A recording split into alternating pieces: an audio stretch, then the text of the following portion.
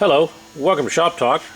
This is a Tillotson Model DY2B carburetor, originally on a Blue Streak chainsaw. It is used, it's about 90% complete. I have had the cover off inside, it's fairly good shape. And we'll take a close-up look at it.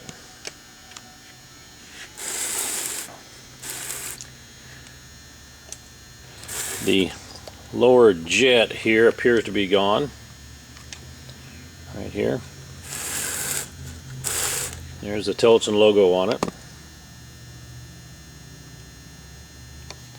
So if you're needing a carburetor rebuild for your Blue Streak chainsaw, this is a good one.